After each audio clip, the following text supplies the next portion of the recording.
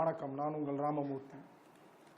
தொழிலதிபர் அதானிக்கு America court பிடிவாரன் நேற்று ஃபுல்லாக ஒரு பரபரப்பான செய்தியாக பார்க்கப்படுது. ஏனென்றால் தான் தொழில் திட்டங்களுக்கு அரசின் ஒப்புதலை பெறுவதற்காக இந்திய அமைச்சர்களுக்கும் அதிகாரிகளுக்கும் கிட்டத்தட்ட 2000 கோடி ரூபாய்க்கு மேல் லஞ்சம் கொடுக்க தயாரான தொழிலதிபர் கௌதம் அதானி அப்படின்னு சொல்லிட்டு ஒரு தகவல்களை வெளியிட்டது. அதனால அந்த தகவலை மறைத்து அமெரிக்கர்களிடம் கணிசமான முதலீடுகளை திரட்டியுள்ளார். இது தண்டனைக்குரிய குற்றம் என அமெரிக்க அரசு வழக்கு பதிவு செய்துள்ளது. அதன்படி அதானியை கைது செய்வது ஆஜர்படுத்த அந்த கோர்ட் வாரண்டை பிறப்பித்திருப்பதாக ஒரு பெரிய செய்தி இருக்கிறது. ஆனால் இதுல என்ன சொல்லியிருக்காருன்னா, அதானி குழுமம் இதனை மறுத்து இருக்கிறது. என்னன்னா, அதானி குழுமம் வெளியிட்டுள்ள அறிக்கையில் அமெரிக்க நீதித்துறை மற்றும் அமெரிக்க பங்குச்சந்தை கமிஷன் கூறியுள்ள புகார்களை அடிப்படை ஆதாரமற்றவை, அவற்றை நாங்கள் மறுக்கிறோம். அதானி குழுமம் எப்போதும் சிறந்த நிர்வாக நடைமுறைகளை வெளிப்படைத்தன்மையாக பின்பற்றுகிறது. தான் செயல்படும் நாட்டின் சட்ட விதிகளுக்கு உட்பட்டு செயல்படுகிறது. அதே போன்று சட்டங்களை மதித்தே நடப்போம் என்பதை முதலீட்டாளர்கள் பங்குதாரர்கள் ஊழியர்களுக்கு தெரிவித்துக் கொள்கிறோம். எதற்கும் எப்போது நாங்கள் லஞ்சம் கொடுக்கவில்லை என அவங்க தரப்புல சொல்றாங்க. ஆனா இவங்க தரப்புல 2000 கோடி அதாவது இது யார் வழக்கு போட்டிருக்காங்க அப்படின்னு சொல்லி இது பண்ணீங்கன்னா, அமெரிக்காவை சேர்ந்த ஹிண்டன்பர்க் நிறுவனம், ஆய்வு நிறுவனம். இது எப்ப பார்த்தாலும் அடிக்கடி இந்தியா மேல அந்த குறிப்பா பாஜக மேல ஆய்வு மேற்கொண்டு அவங்க அதுல ஊழல் பண்ணாங்கன்னு சொல்லி இது பண்ணுவாங்க. அதுல என்ன சொல்றாங்க அப்படின்னு பாத்தீங்கன்னா, அமெரிக்க பங்கு சந்தை கண்காணிப்பு நிறுவனத்தின் சார்பிலும் முதலீட்டாளர்களை ஏமாற்றியதாக தனி வழக்கு தொடரப்பட்டுள்ளது.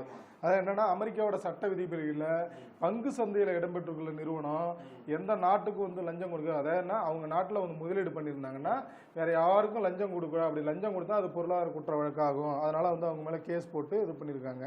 அதான் 8 பேர் மேல கேஸ் போட்டிருக்காங்க. 8 பேருக்கு மேல. ஆமா. அதே போல பாத்தீங்கன்னா, ஆப்பிரிக்கான கென்யால அதானி நிறுவனத்துடன் செய்திருந்த மின் உற்பத்தி பரிமாற்றம் மற்றும் நைரோபியா விமான நிலைய நவீனமயமாக்குதல் போன்ற திட்டங்கள் ஒப்பந்தங்கள்லாம் போடப்பட்டு அந்த ஒப்பந்தங்கள் ரத்து செய்துள்ளதாக. அது என்ன விஷயம்னா, சூரிய சக்தி மின்சாரம் தயாரிக்கிறது இந்தியாவில் ஒரு 5 மாநிலங்கள்ல இவங்க, அதாவது எங்க நிறுவனத்துல இருந்து நீங்க மின்சாரத்தை முதலீடு பண்ணீங்க அப்படின்னு சொல்லி 5 மாநிலத்துல ஒப்பந்தம் பெற்றிருக்காங்க. அந்த ஒப்பந்தத்துக்காக ஒரு 2000 கோடி ஊழல், அதாவது லஞ்சம் கொடுத்திருக்காங்க அதிகாரிகளுக்கு அப்படின்னு சொல்லி இது பண்ணிருக்காங்க. அதுல அதிகபட்சமா பாத்தீங்கன்னா ஆந்திராவில் 1700 கோடி வரைக்கும் கொடுத்திருக்கதா ஒரு தகவல் இருக்கு. ஆனா அதுல நல்ல வேலையை தமிழ்நாட்டோட பேர் அதாவது யார் என்னன்னு இதாகல. ஆனா சில நிறுவனங்கள் அதுல அடிபட்டு இருக்குது. ஆமா ஆமா எங்களுக்கு இருக்கு. ஆமா அப்படின்னு அமைச்சர் செந்தில் பாலாஜி சொல்லிட்டாங்களா. அதனால என்ன கேட்கிறார் மருத்துவர் ராமதாஸ், அதானியிடம் லஞ்சம் பெற்றது யார், விசாரணை கேட்கிறார் அப்படின்னு சொல்லி இருக்காங்க. அதுல என்ன சொல்லியிருக்காங்கன்னா, அதானி குழுமத்தால் லஞ்சம் வழங்கப்பட்ட நிறுவனங்கள் பட்டியலில் தமிழக மின்சார வாரியத்துறையின் பெயரும் இடம்பெற்றுவதால் இது குறித்த விசாரணைக்கு முதல்வர் உத்தரவிட வேண்டும் அப்படின்னு சொல்லி இது பண்ணாங்க. அதுலதான் என்ன சொல்லியிருக்காருன்னா, ஒடிசா, ஜம்மு காஷ்மீர், தமிழகம், சத்தீஸ்கர், ஆந்திரா ஆகிய மாநிலங்களில் மின்வாரியங்கள் இந்திய சூரிய ஒளி மின் உற்பத்தி கழகத்திலிருந்து மின்சாரம் வாங்குவதற்காக ஒப்பந்தம் செய்துள்ளது. இந்த ஒப்பந்தத்துக்காக தான் ஒவ்வொரு மாநிலத்துக்கும் அதிகாரிகளுக்கு லஞ்சம் கொடுத்திருக்காங்க. அதுல ஆந்திராவுக்கு 1750 கோடி இது பண்ணிருக்காங்க. இந்த லஞ்ச பட்டியலில் எந்த அதிகாரிகள் பெயர் இடம்பெறனாலும் நிறுவனத்தின் பெயர் இடம்பெற்றிருக்குது. அதாவது நிறுவனத்தின் பெயர் இடம்பெற்றிருக்கு. இது சம்பந்தமா நீங்க உத்தரவிடணும் அப்படின்னு சொல்லி இது பண்ணிருக்காங்க. அதோட என்னன்னா, கடந்த ஜூன் மாசம் நீங்க அதானி குழும தலைவர் சந்திச்சீங்கல்ல, அது சம்பந்தமா விளக்கம் அளிக்கணும் அப்படிங்கிற மாதிரி இது பண்ணிருக்காங்க. அப்படி சொல்லிட்டாங்களா? உடனே சும்மா இருப்பாங்களா? ஏற்கனவே அதானினாலே நம்ம காங்கிரஸ் ஆகாது. சரிங்களா? ராகுல் காந்தி என்ன பண்ணிருக்காரு பாருங்க.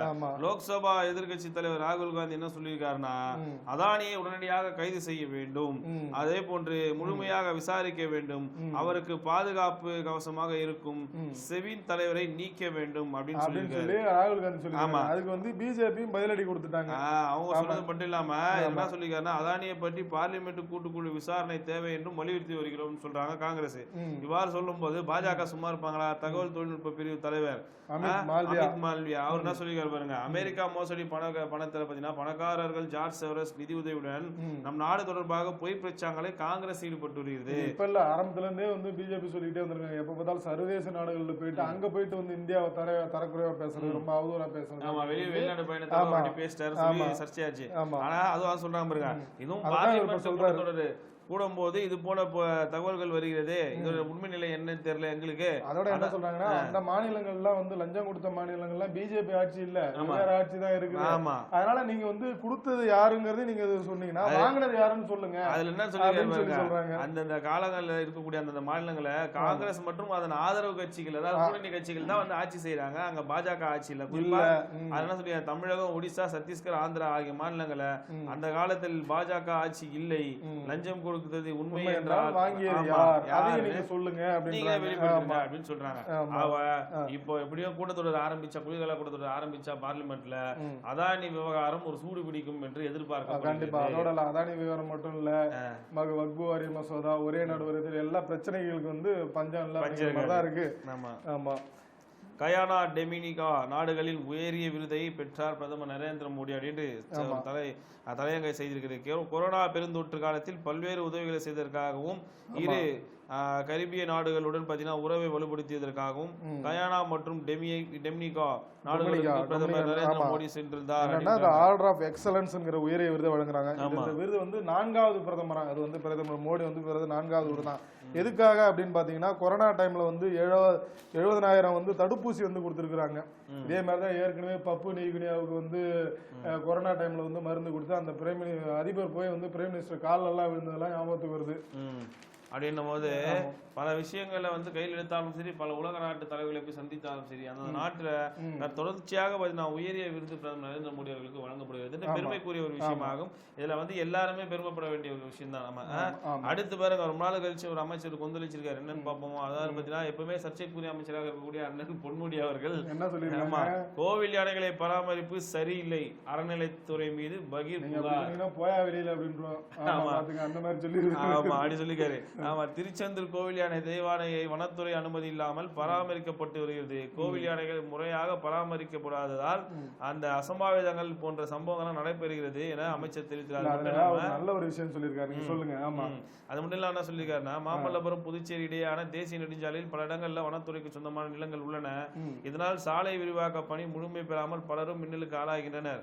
வனத்துறை நிலைகளில் சாலை பணிகள் மேற்கொள்ள தேசிய நெடுஞ்சாலைகள் ஆணையத்திற்கு அனுமதி அளிக்க வேண்டும் எனவும் மத்திய அரசிடம் கோரிக்கை வச்சிருக்கோம். வனத்துறையை பொறுத்தவரை பாத்தீங்கன்னா, வனவிலங்குகள் மற்றும் இயற்கை வளங்களை பாதுகாக்க நடவடிக்கை எடுக்கப்பட்டு வருகிறது. கடலோர பகுதியில் பாதுகாக்க முயற்சிகள் மேற்கொள்ளப்பட்டு. வனத்துறை அனுமதி பெறாமல் பல கோயில்ல யானை வச்சிருக்காங்க. ஆமா, அது குறித்த அறிக்கையை வந்து நாங்க கேட்டிருக்கோம். எவ்வளவு வச்சிருக்கீங்க, எத்தனை அனுமதி பெற்று வச்சிருக்கீங்க, எவ்வளவு அனுமதி பெறாம வச்சிருக்கீங்க அப்படிங்கிற மாதிரிலாம் வந்து கேட்டிருக்காங்க. அதுக்கு காரணம் இந்த மாதிரி வனத்துறை அனுமதி இல்லாம வச்சிருந்து அறநிலையத்துறை ஒழுங்கா சரி இது பண்ணாம தான் திருச்செந்தூர் வந்து கோவில் யானை வந்து அந்த பாகன் மேல தாக்குதல் நடத்திருக்கு அப்படின்னு சொல்லிட்டு முக்கியமான இன்னொரு விஷயம் சொல்றாரு. என்ன சொல்றாருன்னா, அதாவது இப்ப அண்மையில அரிட்டாப்பட்டி வந்து டங்ஸ்டன் ஆலை அமைக்க வந்து மத்திய அரசு வந்து அனுமதி கொடுத்திருந்தது. ஆனா அதுகிட்ட வந்து இன்னும் தமிழ்நாடு அரசு வனத்துறை கிட்ட வந்து அவங்க அனுமதி கோரல. அப்படி கேட்டாங்கன்னா நாங்க வந்து நிராகரிக்க வலியுறுத்துவோம், தமிழக அரசு நிராகரிக்க வலியுறுத்துவோம் சொல்லியிருக்காரு. அது உண்மையிலே நல்ல விஷயம். ஏன் அப்படின்னு பாத்தீங்கன்னா, அரிட்டாப்பட்டி இந்த இது டங்ஸ்டன் சுரங்க ஆலை அமைக்கிறதுல மக்கள் எதிர்ப்பு தெரிவிச்சிருக்காங்க. அதுதான் வந்து முதல் பல்லுயிர் பாரம்பரிய தலம், தமிழ்நாட்டோட முதல் பல்லுயிர் பாரம்பரியம். அதோட என்னன்னா, அங்க வந்து அந்த இது வந்து 173,215 ஹெக்டேர்ல வந்து அந்த இடம் அமைஞ்சிருக்குது. அதை வந்து முதல் பல்லுயிர் பாரம்பரிய தலமா வந்து தமிழ்நாடு அரசு வந்து கடந்த 2022ஆம் ஆண்டு நவம்பர் 22ஆம் தேதி அறிவிச்சாங்க. அதுல என்ன சிறப்பு அம்சம்னா, அங்க வந்து பழமையான வந்து கல்வெட்டுகள், அதாவது 2000 ஆண்டுகள் பழமை வந்த தமிழடி கல்வெட்டுகள், சமணர் படுக்கைகள், குடைவரை கோயில்கள் எல்லாம் அங்க நிறைய இருக்குது. அரிய வகை உயிரினங்களும் வந்து அங்க இருக்கிறதுனால அந்த இடத்த வந்து இது பண்ணக்கூடாது, அங்க சுரங்க ஆலை அமைக்க கூடாதுன்னு சொல்லி வந்து மக்கள் போராடிட்டு இருக்காங்க. இப்ப அதை ஏற்கிற விதமா வந்து தமிழ்நாடு கவர்மெண்ட், அதாவது வனத்துறை அமைச்சர் வந்து இந்த மாதிரி சொல்லியிருக்குது. அந்த மக்களுக்கு ஆறுதல் அளிக்கக்கூடியது சொல்லிக்காரு பாருங்க. அனுமதி பெறாமல் எவ்வளவு யானைகள் கோவில்கள்ல உள்ளன என்ற எண்ணிக்கையே எங்களுக்கு தெரியாது. அனுமதி பெற்று யானைகளை பராமரிப்பது தொடர்பாக இந்து அறநிலையத்துறை துறையிடம் நாங்க பேசிட்டு வரோம்.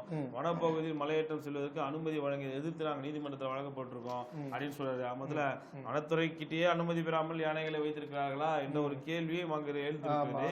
அதை சட்ட ரீதியாக அவர்கள் முன்னெடுப்பார்கள். என்ன நடக்க போகிறது என்று நம்ம பொறுத்திட்டு தான் பார்க்க வேண்டும்.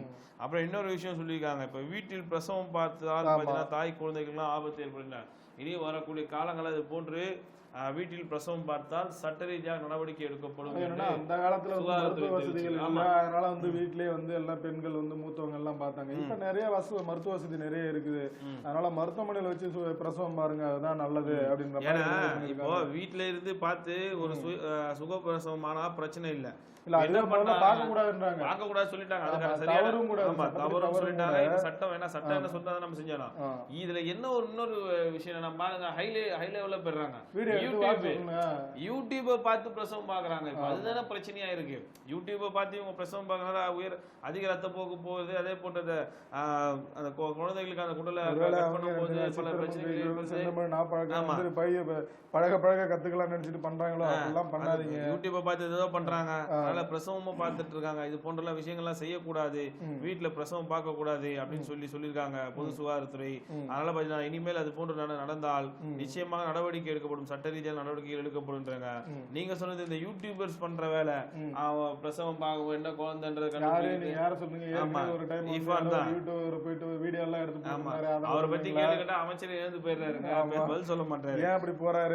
ஆமா, வழக்கறிஞர்கள் மீதான தொடர்பான தாக்குதல், பார் கவுன்சிலர் பரிந்துரை அளிக்க உத்தரவு அப்படின்னு சொல்லி ஒரு செய்தி இருக்கு. என்னன்னு பார்த்தீங்கன்னா, வழக்கறிஞர் சமீபத்தில் இந்த வழக்கறிஞர் தாக்குனா அந்த சம்பவம் வந்து பாத்தீங்கன்னா நேற்று பாத்தீங்கன்னா எல்லா நீதிமன்ற முன்னாதையும் தமிழ்நாடு முழுக்க எல்லா இடத்துலயும் வந்து வழக்கறிஞர்கள் வந்து அங்கங்க சாலை மறியல் வந்து என்ன போராட்டத்தை செஞ்சாங்க. வழக்கறிஞர் பாதுகாப்பு சட்டத்தை உடனே ஏற்றுங்க அப்படின்னு சொல்லி மத்திய மாநில அரசுகளுக்கு வந்து கோரிக்கை எடுத்திருக்காங்க. அதனால வந்து பார் கவுன்சிலுக்கு வந்து வழக்கறிஞர்களுக்கு எதிரான தாக்குதலை தடுக்கவும் நீதிமன்றங்களில் கண்காணிப்பு கேமரா பொறுத்தது குறித்து உள்துறை செயலாளர் மற்றும் டிஜிபியுடன் ஆலோசனை வந்து செய்ய வேண்டும் என்று பரிந்துரை அளிக்கும்படியும் பார் கவுன்சிலுக்கு சென்னை உயர்நீதிமன்றம் உத்தரவிட்டிருக்கிறது அப்படின்ற ஒரு செய்தி இருக்குது. அது ஒரு பக்கத்துல இருக்க.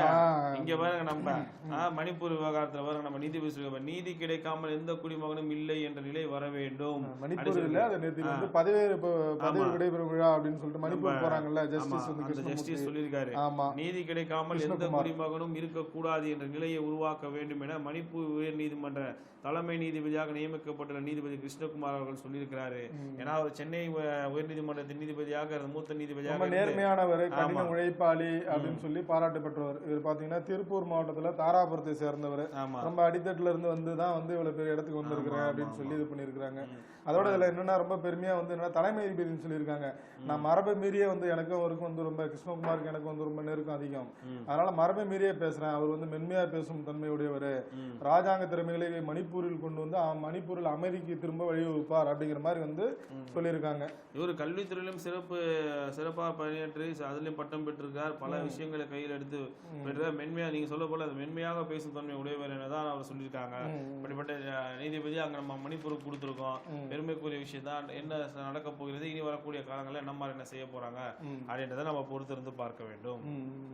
அப்படி சொன்னீங்கன்னா தனிப்பட்ட கொலைகளுக்கும் சட்டம் ஒழுங்கிற்கும் சம்பந்தம் இல்லை அப்படின்னு சொல்லி RS பாரதி அவங்க சொல்லியிருக்காங்க. எதை ஒட்டி அப்படின்னா, கள்ளக்குறிச்சி விசச்சாராய வழக்கில் இப்போ சிபிஐக்கு போங்க அப்படின்னு சொல்லி நீதிமன்றம், சென்னை உயர் நீதிமன்றம் சொல்லிருச்சா, சிபிசிஐலாம் விசாரிக்க கூடாது, சிபிஐ தான் விசாரிக்கணும் அப்படின்னு சொல்லி இது பண்ணிச்சு. அதை ஒட்டி வந்து இவர் வந்து நேற்று வந்து பத்திரிகையாளர் சந்திச்சாரு. அங்க என்ன சொல்றாருன்னா, கடந்த 2018ஆம் ஆண்டு நெடுஞ்சாலைத்துறையில் 4800 கோடி ரூபாய்க்கு ஊழல் செய்து தொடர்பா நாங்களும் வழக்கு தொடர்ந்து நாங்க சிபிஐ விசாரணை கோரல, ஆனா வந்து நீதிமன்றம் தான் சிபிஐ விசாரணை கோரிச்சு. இதெல்லாம் கணக்குல கொள்ளாம, மனசாட்சியே இல்லாம இவர் வந்து எடப்பாடி பழனிசாமி வந்து சிபிஐ விசாரணை பண்ணி போறாரு. நாங்க ஏதாவது உங்களுக்கு வந்து சிபிஐ கோரணுமா, நீங்க மட்டும் ஏன் போறீங்க, உங்களுக்கு மனசாட்சி இல்லையா அப்படின்னு பொங்கி எழுந்துட்டாரு. அது மட்டும் சொல்ல இன்னொன்னு சொல்லி பாருங்க, சட்ட ஒழுங்கு சரியில்லை, சட்ட ஒழுங்கு சரியில்லை, சட்ட ஒழுங்கு எங்க ஆட்சியில மட்டும்தான் இல்லையா, உங்க ஆட்சியில தான் வந்து சொல்றாங்க. சட்ட ஒழுங்குன்னா என்ன தெரியுமா, தூத்துக்குடியில நீங்க ஆட்சி தூத்துக்குடியில துப்பாக்கி சூடு நடந்தது, அதுதாங்க சட்ட ஒழுங்கு. இது வந்து ரெண்டு அந்த சொல்றதுல ஒரு கத்தியால குத்துறதும் இந்த வழக்கறிஞர் இதெல்லாம் தனிப்பட்ட விவகாரத்தில் நடந்தது. ஆனா எங்க நடக்குது, ஒரு பொது இடங்கள் நடக்குது, ஒரு பள்ளிக்கூடத்துல நடக்குது, ஒரு வழக்கறிஞர் நீதிமன்றத்துக்கு முன்னாடி நடக்குது. இதெல்லாம் சட்டம் ஒழுங்குக்கு சீர்குலைக்க வைக்காது. அடுத்து இதை எடுத்து ஃபாலோ பண்ணி வந்து பண்ணாங்கன்னா அது சட்டம் ஒழுங்கு சீர்குலைக்கு தானே உள்ளாக்கும். இல்லைங்க, ஆட்சியில் நடந்த தூத்துக்குடி சம்பவம் தாங்க சட்ட ஒழுங்கு பிரச்சனைன்னு சொல்லி தெளிவான எடுத்து சொல்லியிருக்காரு அண்ணாரி வழக்கத்துல. அதனால அதுவும் நேற்று ஒரு பரபரப்பான செய்தியாக பார்க்கப்பட்டது. அது இன்னொரு பரபரப்பாக இருக்கும். இங்க ஒரு பரபரப்பு பாருங்க, அரசு இருந்து முன் சக்கரம் கலண்டு ஓடியதால் மக்கள் பீதி. பயணம் செய்து இந்த 52 பயணிகளும் பாத்தீங்கன்னா திடீர்னு அதிர்ச்சி அடைந்திருக்காங்க. மதுரையில இருந்து நெல்லை நோக்கி நேற்று அரசு பேருந்து வந்து பாத்தீங்கன்னா சென்று கொண்டிருந்த போது கிட்டத்தட்ட அதுல பாத்தீங்கன்னா ஜெயபாண்டியன் என்பவர் ஓட்டி சென்றிருக்கிறார் பஸ். அது மட்டும் இல்லாம தூத்துக்குடி மாவட்டம் கயத்தாறு கழுகுமலை சந்திப்பில் சென்று கொண்டிருந்த போது திடீரென கட்டுப்பாட்டை இழந்து பஸ் சோலார் மின் விளக்குகள் கம்பத்தில் மோதி பஸ்ல இருந்த அந்த பேருந்தில் முன்சக்கர வீல்கள் பாத்தீங்கன்னா அந்த ராடோட தனியா கண்டு போயிருக்கு, பஸ் தனியா நிக்குதுங்க. இப்படி இருக்கும்போது பஸ் பேருந்தின் முன்புறம் பார்த்தீங்கன்னா 2 டயர்களும் பார்த்தீங்கன்னா தனியாக பிரித்து சென்றது. முன்புறத்தில் இருந்த கண்ணாடியும் முற்றிலுமாக சேதமடைந்தது. நல்வாய்ப்பாக அதுல பார்த்தீங்கன்னா யாருக்கும் அதிர்ஷ்டவசம் இல்லாம எந்த ஒரு உயிர் சேதமும் இல்லாம இருக்குது. பாருங்க தனியா எந்த ஊடகமும் பெருசா நியூஸ் பண்ணி சாதாரண ஒரு ஓட்ட விழுந்ததுக்கே தண்ணி விழுந்ததுக்கே வந்து பேருந்தோட அந்த சேஸே பாதி கட் பண்ணி ரோட்ல வந்துருக்குங்க. தனியா பஸ் இருக்கு, டயர் தனியா இருக்கு. இப்படி இருக்கிறது அரசு போக்குவரத்து துறை. இதை தயவு செய்து பயணிகளோட உயிராக பார்க்க வேண்டும். ஏனென்றால் பொதுமக்கள் தினந்தோறும் அரசு பேருந்து நம்பி பயணிக்கிறார்கள். இது போன்ற காலாவதியாக இருக்கக்கூடிய பேருந்தா அல்லது புதிய பேருந்தா வந்து பாத்தீங்கன்னா மலிவான விலைக்கு வாங்கி விட்டார்களா, இல்ல அதுல வந்து பாத்தீங்கன்னா சரியான தன்மை இல்லாம இருக்கிறதா எல்லாம் ஆராய்ந்து தயவு செய்து போக்குவரத்து துறை அமைச்சர் நடவடிக்கை எடுக்க வேண்டும் என்பதுதான் பயணிகளுடைய கோரிக்கையாக இருக்கிறது. மென்மையான குணத்தோட வந்து பயணிகளை கவனிங்கன்றீங்க. ஆமா, அதே நேரத்துல எங்க அண்ணன் என்ன சொல்றாரு, செல்லூர் ராஜு விஜயிடம் நல்ல குணம் உள்ளது அப்படின்னு புதுசா கண்டுபிடிச்சிட்டாரு. அதுல என்ன சொல்றாருன்னா, தமிழகத்தில் சட்டம் ஒழுங்கு கேவலமாக உள்ளது, போலீசார் மோசமாக செயல்படுகின்றனர் அப்படின்னு சொல்லிட்டு விஜய் என்ற இளைஞன் எம்ஜிஆர் செய்தது போல் கட்சி தூங்கியுள்ளார். இப்போது உள்ள நடிகரிடம் இல்லாத குணம் விஜயிடம் உள்ளது அப்படின்னு சொல்லி, அப்படி என்ன நல்ல குணத்தை பார்த்தாருன்னு அதை வெளிப்படையாவே சொல்லி இருந்திருக்கலாம். சரி, இப்படி சொல்லும் போது சும்மா இருப்பாங்களா? நடிகை சிறைக்குமே புத்தகின் போய் போட்டீங்க, வெளில வந்துட்டாங்க. என்ன சொன்னா பாருங்க, சீரும் புயலாக என்னை மாற்றியவருக்கு நன்றின்ட்டாங்க, சீருவாரின்ட்டாங்க. குறிப்பா புழல் சிறையில இருந்து வெளியே வந்த நடிகை சிறு குரலா இருந்தா என்ன சீரும் குரலா மாத்திட்டீங்க. ஆமா, சிறு குரலாக இருந்த என்னை சீரும் குரலாக மாற்றியவர்களுக்கு நன்றி என்று சொல்லியிருக்காங்க. எல்லாரும் வந்து உங்களுக்காக வாய்ஸ் கொடுத்திருக்காங்க, குரல் கொடுத்திருக்காங்க, நல்ல விதமா பேசுங்க அப்படிங்கறத நம்ம இதுல யாரையும் எந்த இழிவும் படுத்தாதீங்க அப்படிங்கறத நம்ம கேட்கறதா இருக்கு. சீரும் குரலா இருங்க, ஆனா சிறப்பான குரலா இருங்க அப்படிங்கறத நம்ம நல்ல கருத்து மக்களுக்கு சொல்லுங்க. எந்த ஒரு சமுதாயத்தை நம்ம இழிவாக தாக்கியம் பேசக்கூடாது. அது போன்று நம்ம பேசியிருந்தால் அது நீங்க என்னதான் பேசிவிட்டு உடனே நம்ம தவறுன்னு சொன்னா மன்னிக்க கூடிய ஆட்களா? இப்பெல்லாம் உடனே சட்டத்துல என்ன யாரா எப்போ என்ன பேசுவான்னு பாத்துட்டு இருக்காங்க. அடுத்த நிமிஷமே சென்னை மாநகர ஆணையர் வாசல்ல பண்ணிடுவாங்க, போலீஸ் கமிஷனர் ஆபீஸ் வாசல்ல நின்னுவாங்க, உடனே போய் புகார் கொடுத்துருவாங்க. ஆகையால் நாம் சிந்தித்து செயல்பட வேண்டும்.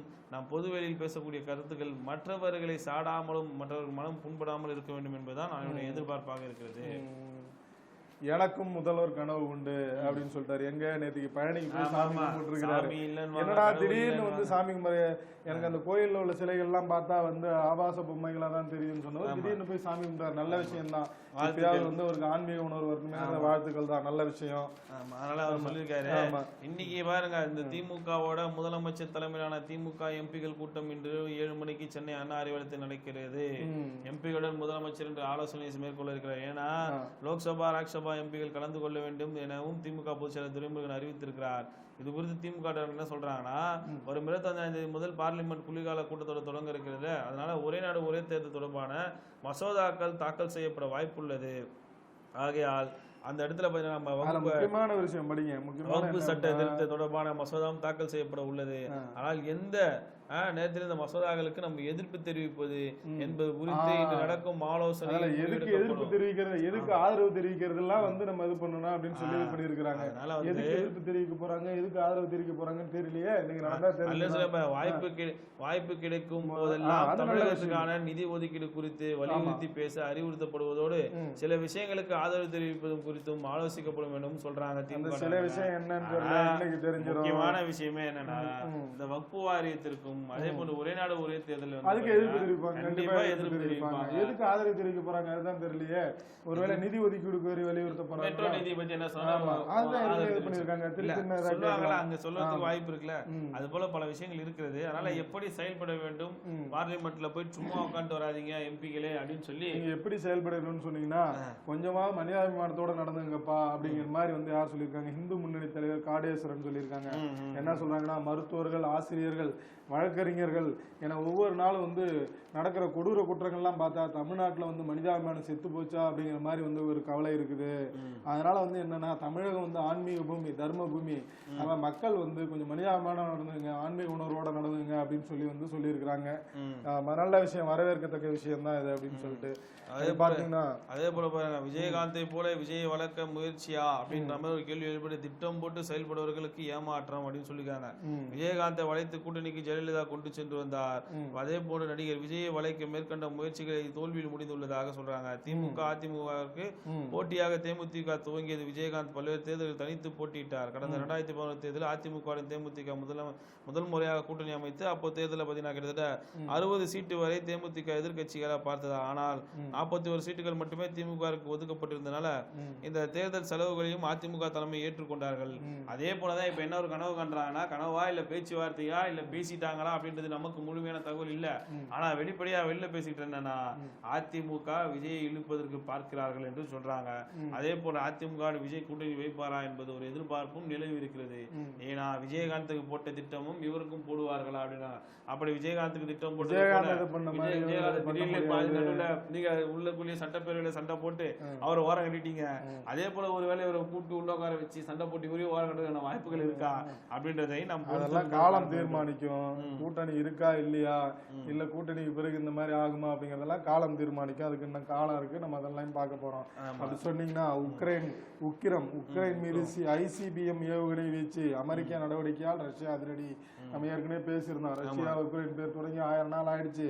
1000 நாள் தொடங்கியதன் பிறகு வடகொரியா ரஷ்யா கூட இணைஞ்சதுனால உக்ரைனுக்கு அமெரிக்கா என்ன பண்ணிருக்குது, சில பர்மிஷன் கொடுத்துருக்கு. அதாவது என்னன்னா, அமெரிக்கா உக்ரைனுக்கு சில உதவிகள்லாம் செஞ்சிருக்கு. பொருளாதார ரீதியாக உதவி பண்ணிருக்கு, ஆயுத உதவியும் பண்ணிருக்கு.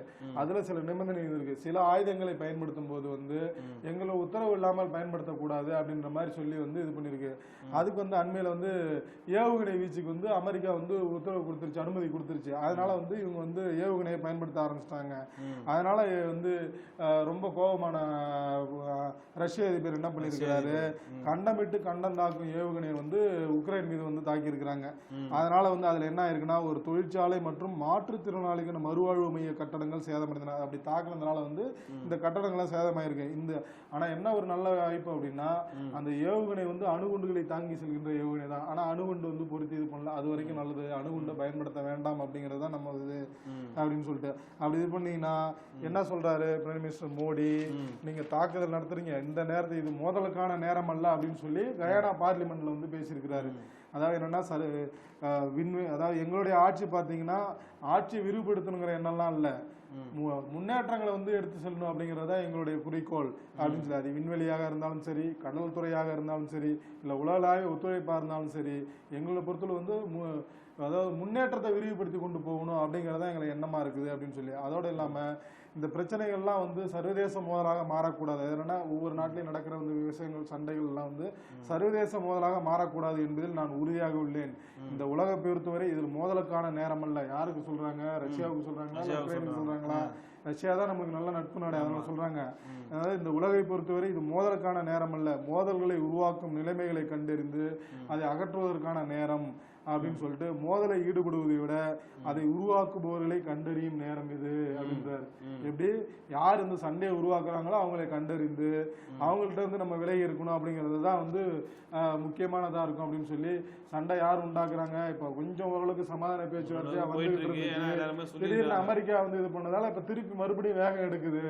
அதனால யார் உங்களுக்கு சண்டை மூட்டி விடுறாங்களோ அவங்கள்ட்ட இருந்து பத்திரமா பாதுகாத்துருங்கப்பா, கண்டுபிடிச்சிங்கப்பா அப்படிங்கிற மாதிரி பேசி இருக்கிறாரு.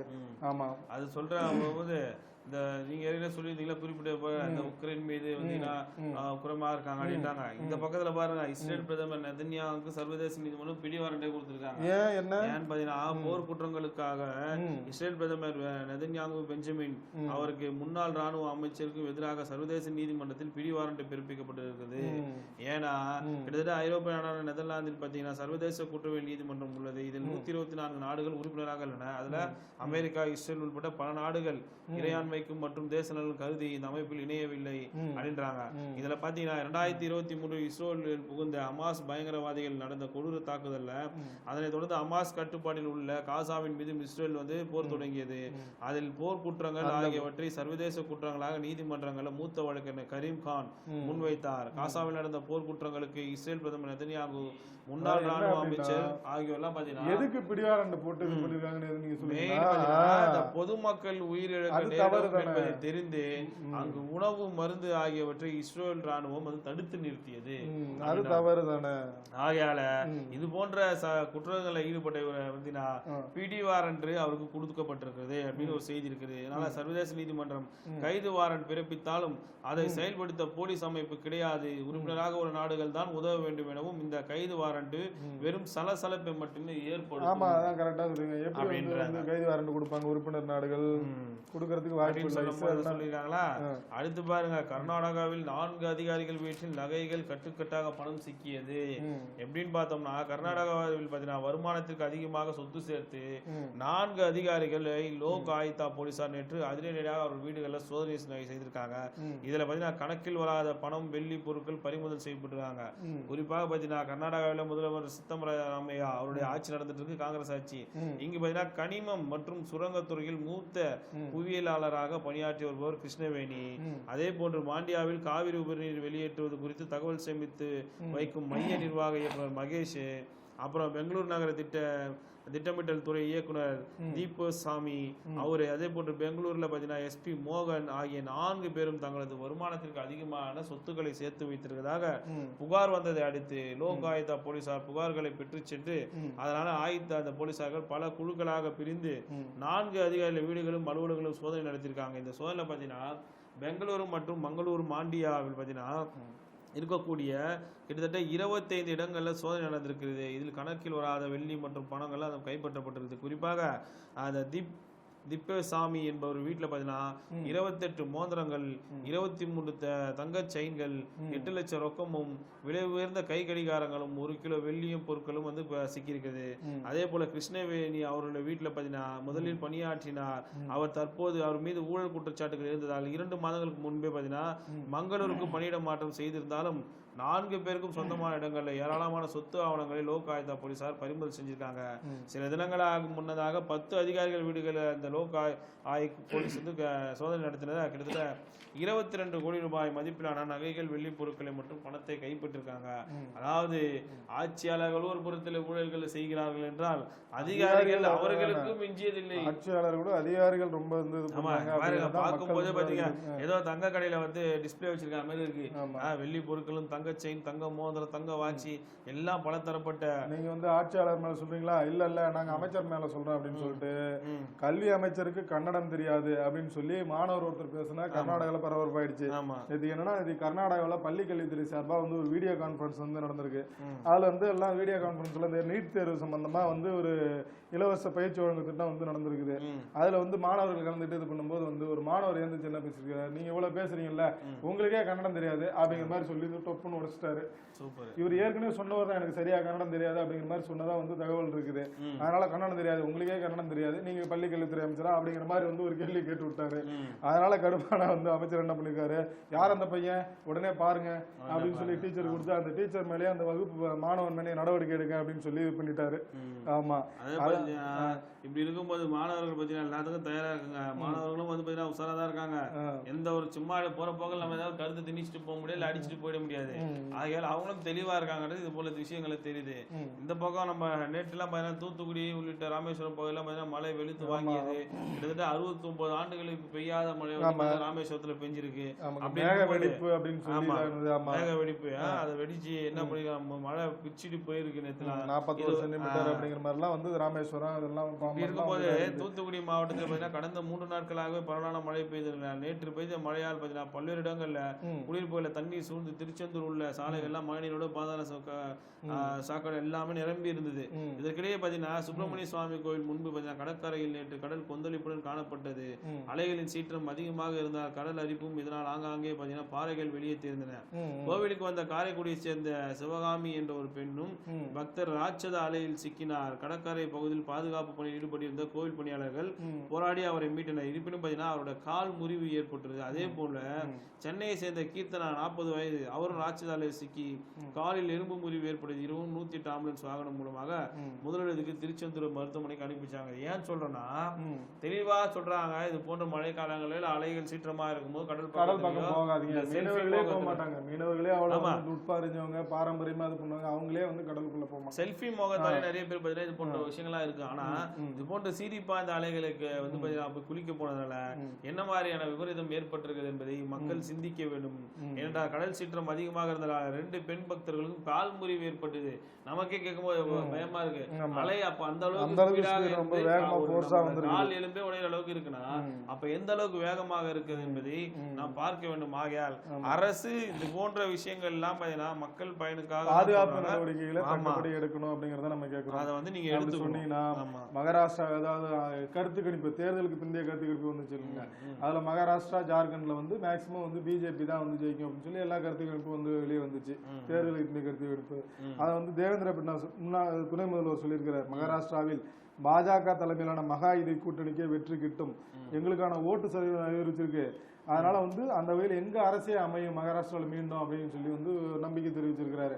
உடனே வந்து சிவசேனா தரப்புல இருந்து சொன்னாங்க, காங்கிரஸ் தரப்புல இருந்து அப்படிதான் கருத்து கணிப்பு எல்லாம் வரும், எங்களுக்கு கருத்து கணிப்பு மேலாம் நம்பிக்கை இல்லை, இப்படிதான் நீங்க ஏற்கனவே சொன்னீங்க, ஹரியானாவில் வந்து காங்கிரஸ் சொன்னீங்க, ஆனா வந்து பாத்தீங்கன்னா என்ன நடந்தது அப்படின்ற மாதிரி வந்து இது பண்ணிட்டு இருக்காங்க. இருக்கும்போது பாத்தீங்கன்னா என்ன சொல்லுது, எல்லா விஷயத்திலும் பாத்தீங்கன்னா இருக்கு, எல்லாத்திலும் பிரச்சனைகள் இருக்கு அப்படின்னும் போது இந்த நம்ம இப்பதான் பார்த்தோம் அதிகாரிகள் வீட்டுல வந்து பாத்தீங்கன்னா சோதனை பண்ணாங்க. இங்க மின் இணைப்புக்கு லஞ்சம் பெற்ற 2 கைது. சேலத்துல பாத்தீங்கன்னா அங்க இருக்கக்கூடிய மணிவண்ணன் என்பவர் லேத் பட்டறை வைத்துள்ளார். அவர் சொந்த வீட்டுக்கான மேல் தளத்துக்கு வீடு கட்டி வருகிறார். இதற்கு மின் இணைப்பு மற்றும் மீட்டர் பற்றி தரக்கோரிய இங்க இருக்கக்கூடிய காமநாயக்கன் கண்ணம்பட்டியை சேர்ந்தவர். அவரு அங்க மின்வாரிய அலுவலகத்தில் வந்து பாத்தீங்கன்னா விண்ணப்பத்திருக்காங்க. தாமதமானதுனால என்ன பண்ணிருக்காங்கன்னா முதல்ல 7000 கேட்டிருக்காங்க.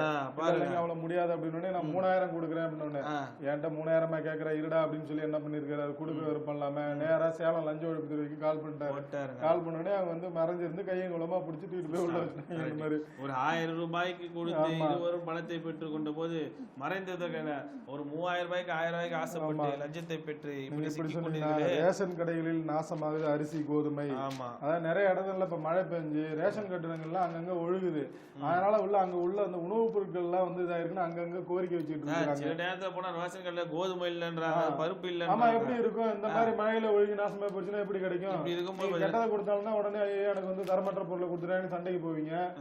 அந்த மாதிரி இந்த மாதிரி ஒழுகுச்சுன்னா அதனால அவங்க என்ன சொல்றாங்கன்னா, எங்களுக்கு தயவு செய்து வந்து உள்ளாட்சிகள் வந்து கட்டடங்களை கட்டி கொடுங்க, நாங்க எம்எல்ஏ எம்பி எல்லாம் இது பண்ணோம், அவங்க வந்து தொகுதி மேம்பாடுல இருந்து கட்டி கொடுத்தாங்க, இருந்தாலும் அதை தாண்டி வந்து அவங்களால கட்டித்தர முடியல. என்னன்னா எம்எல்ஏ கவுன்சிலர் நிதியில் கட்டப்பட்டது ரேஷன் கடைகள்லாம், மாநகராட்சி ஊராட்சி இடத்தில் இயங்கும் ரேஷன் கடைகள் எம்பி எம்எல்ஏ கவுன்சிலர் நிதியில் கட்டப்பட்டது. சீரமைப்பு பணிகளை மாநகராட்சி ஊராட்சி நிர்வாகம் செய்து தர வேண்டும்.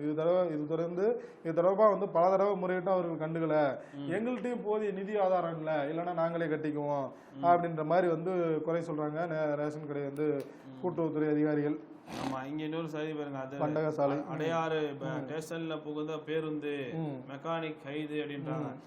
ஒரு பக்கம் சக்கரை நின்றுட்டு போகுது, ஒரு பக்கம் போதையில கொண்டு போய் உள்ள விட்டுருவாங்க. ஆமா, என்னன்னு பாத்தீங்கன்னா ஒரு மெக்கானிக் திண்டுக்கல் மாவட்டத்தை சேர்ந்த இவர் குணசேகர் என்பவர் சென்னை மாநகர போக்குவரத்து கழக அடையாறு பணியில வந்து மெக்கானிக்கா பணியாற்றி இருக்காரு. இவர் அடிக்கடி பணிக்கு வர மாட்டாரா, லீவ் போட்டு வர இஷ்டத்துக்கு வரா, எப்பவும் மது போதையில் இருப்பாரா. இதனால் 10 நாட்கள் பணியிடை நீக்கம் செய்யப்பட்டதாக கூறப்படுகிறது. எனினும் தினமும் பணிமனைக்கு வந்து போதையில் சக ஊழியருடன் தகராறு செய்வது இது போன்ற செயலில் ஈடுபடுறார். நேற்று முன்தினம் பாத்தீங்கன்னா இரவு போதையில் இருக்கும் போது இவரு யாருக்கும் சொல்லாம கொள்ளாம இவரே 2:45 மணிக்கு ஒரு பேருந்து இயக்கி இருக்கிறார். அப்போ திடீரென்று முகப்புகளுக்கு கேட்டு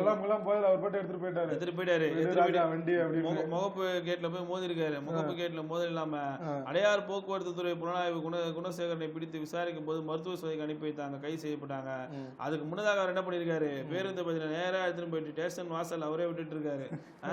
இப்படி பண்ணும்போது இவங்க எல்லாம் என்னங்க பண்றது? ஒருவேளை இவர் பேருந்து ஓட்டுநரா இருந்தார்னா இவர் எப்பவும் மது போதில் தான் இருப்பாரா என்ற ஒரு கேள்வி இருக்கிறது. நேயர்களை செய்திகளில் பலவற்றில் உங்களிடம் தந்திருக்கிறோம். மீண்டும் நாளை சேர்ந்திருப்போம் செய்திகள் விஜயனுடன். நன்றி, வணக்கம்.